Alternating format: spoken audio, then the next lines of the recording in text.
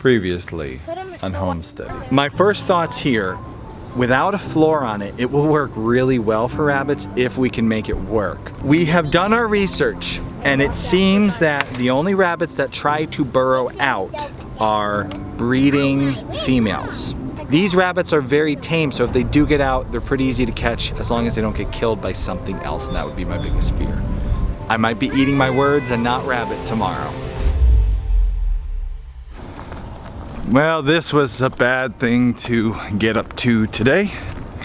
I was working on my computer, editing a video for today, and I looked out the window and I saw my German Shepherd playing with a dead rabbit. Alright, hold on one second, we'll go up in a minute.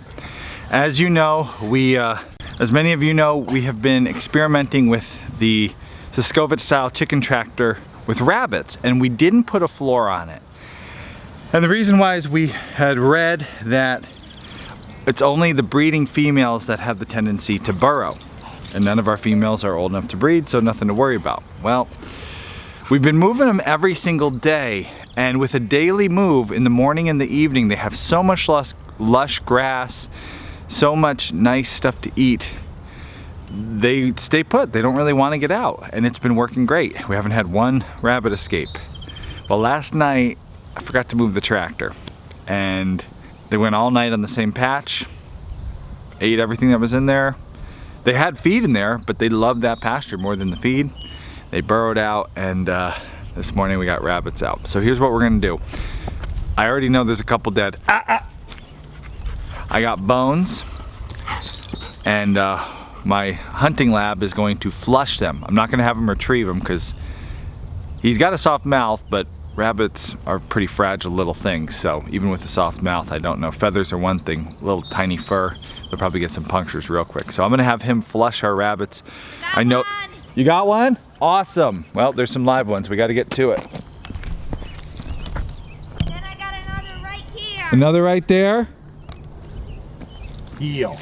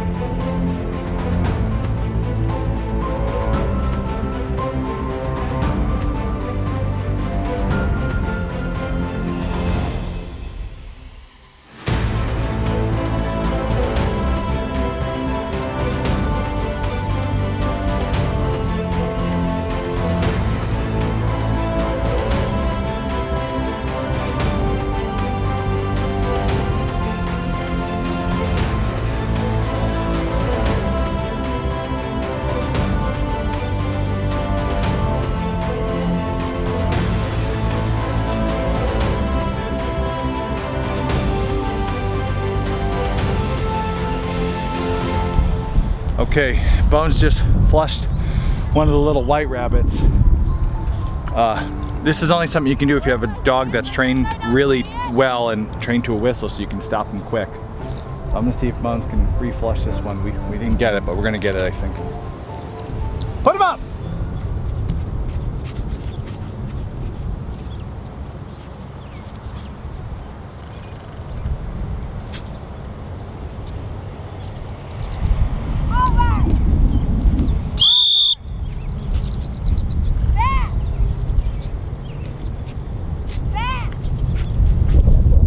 Where is it? It's right out there. Come!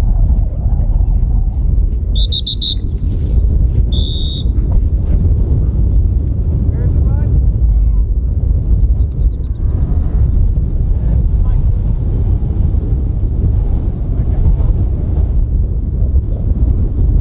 Oh yeah. Okay, don't race it to us.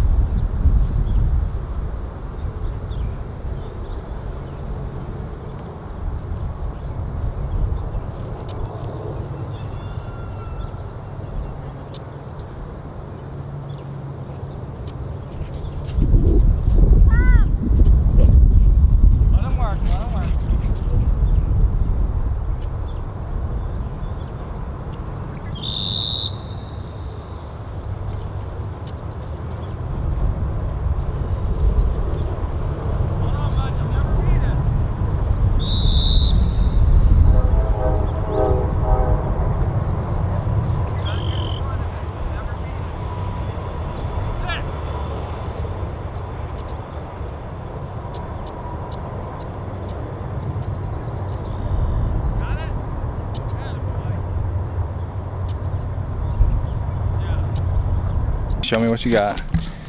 Found we think the last white bunny that escaped. So that brings our death count from this mistake. 3. 3 bunnies. We lost 1 white one, which the white ones are smaller, so not as far along. We lost 2 of the blues, and man, the biggest one, the big boy, lost him. So that's a bummer.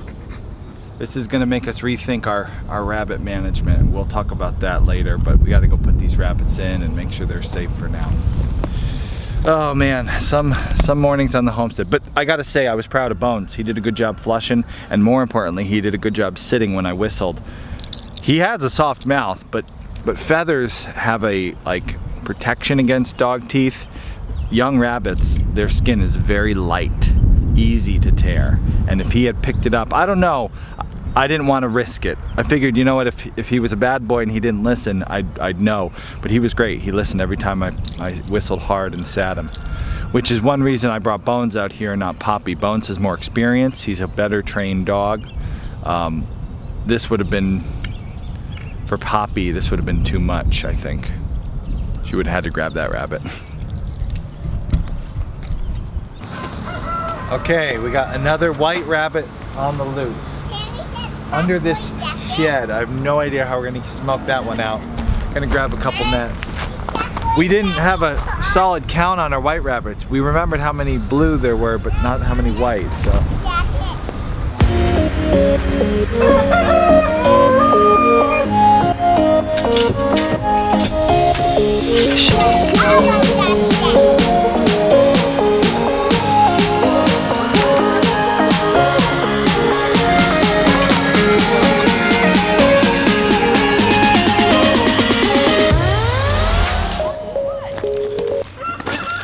Not a good trained hunting dog.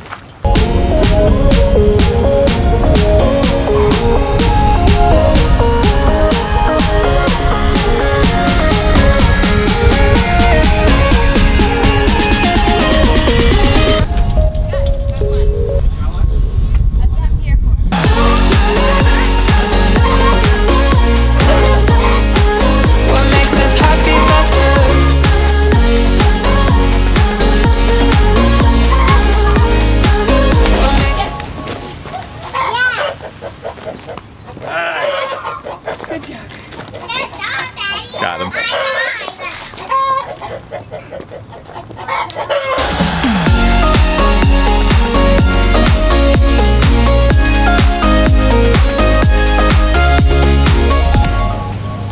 Yeah, Jibby. Yeah, Jibby.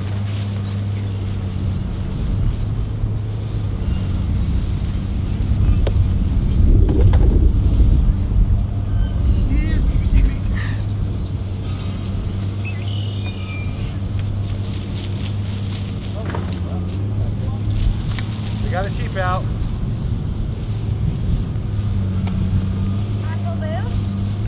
On the loose. How did that happen? It jumped over the fence. Go. Well, I caught the sheep. It ran into the fence, it got tangled up, and I pounced. Which one is that? Don't know. Female? Looks like a female. It jumped clean over the fence as I was going to corral them. I don't know if we'll get them all corralled today, but certainly get them all tangled. We're gonna put her in the pen. What a day, man. Animal number 3 escape of the day. We've had rabbits out, pigs out, now sheep. Wow. Let's not make it 4 with the cows, so. Where are you putting her? I'm gonna put her in this side thing here. Okay, so I have to have a splinter cut on the thumb. I have to move Ladybug out, so let me put down this phone and do that.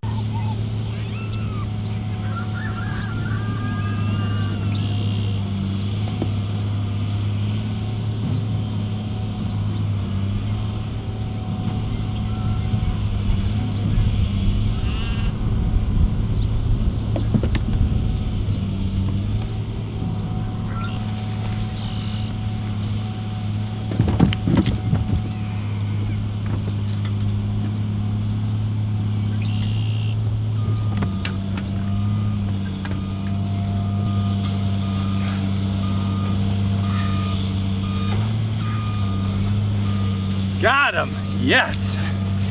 Got him. We got him. What a day. Wow, what a day, what a day. So, we realized pretty quickly early on getting these sheep out here. Sheep are very flighty, they're very kind of like spooky. And we've never had sheep on a movable pasture before. So what we realized is, you know, good animal husbandry, we got to be doing fecals on these sheep, FAMACHA tests, making sure they're not getting a heavy worm load, you know, making sure they're getting the supplements they need and everything. And we had no way of like grabbing them. Only one of them is friendly enough to walk up to us. So we were like, you know what? With only one being really friendly and the others being spooky, we got to kind of catch them. So I put a little feed in that tote and some minerals, and whew, that one escaped early on, but the other three finally got in there. So we're gonna move them down in the tractor. Meanwhile, I gotta get the cows in this pasture to mow whatever is left, because I can't mow this. It's wet with the tractor right now. It's a little too wet for the tractor, but the cows with their hoofs, they'll have no problem at all. So they're gonna finish this, and then we'll move the sheep into a new pasture. And next time I put the sheep in the pasture, we're gonna have a little feeding chute where we can trap them. Yeah, that was a beginner move on sheep. First year with sheep out on pasture, and well, yeah, it was fun. Now we're gonna move the cows in here.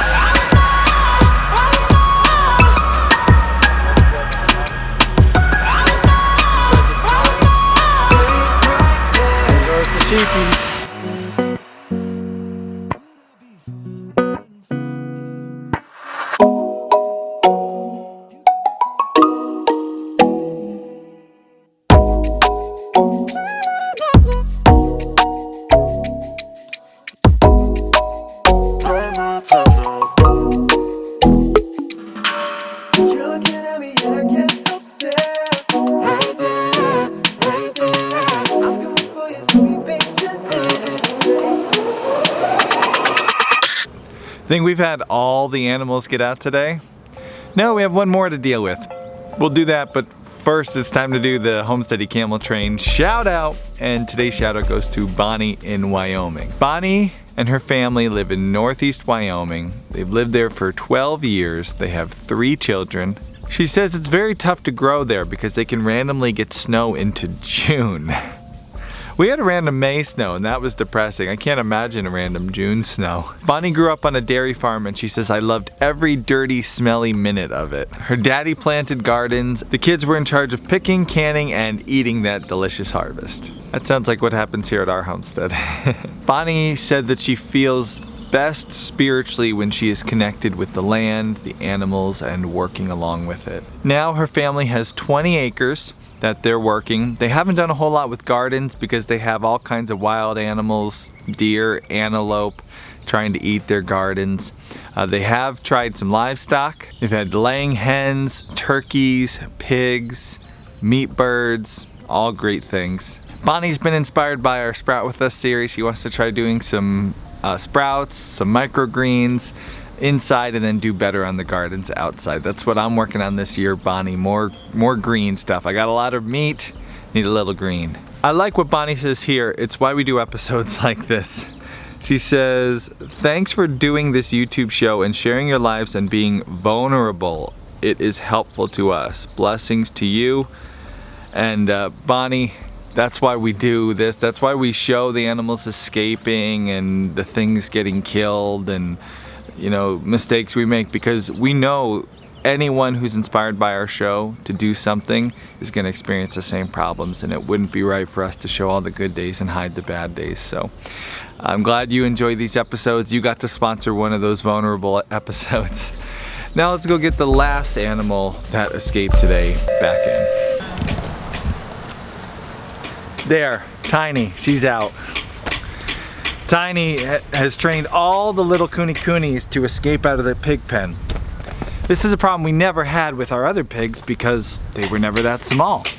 But kuni-kunis are small at 8 weeks old, and they're all pushing through the corners of this, escaping and getting all over. And it's cute at first, but when there's pigs running around your barnyard, they're putting holes in the fence. They're actually pushing through and escape and clear out. We've had enough animals escape today. We've had like every animal on the farm except for maybe the camels escape today, and the day is young, so we're gonna go and adjust this electric fence to take care of that. But we're also gonna attach some at the top to start training the camels to it, because we'd like to get the camels trained to electric, and it's possible. We've seen it done, so just gotta do it.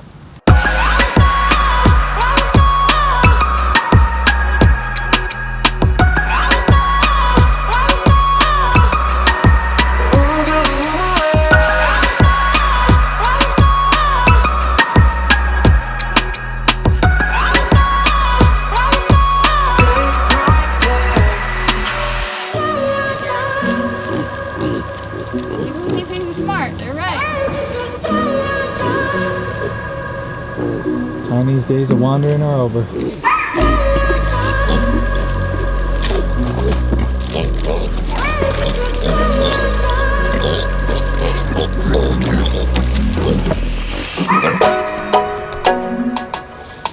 What a morning. Quite the day. You said this morning, like, why isn't this bothering us more?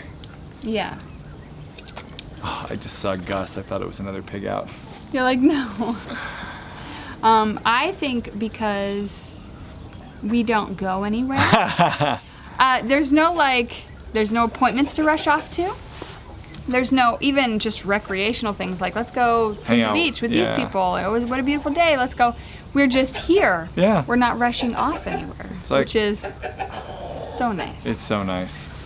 We can all thank COVID for that, teaching us all to do way less out. Leave less. And enjoy our homestead more. Yeah. So, should we have breakfast? It's lunch. Brunch. No, it's a solid lunch. Okay, solid lunch. Solid lunch. Get the camera. No, we'll get it. You did a good cleaning yesterday. Check here, Fernie.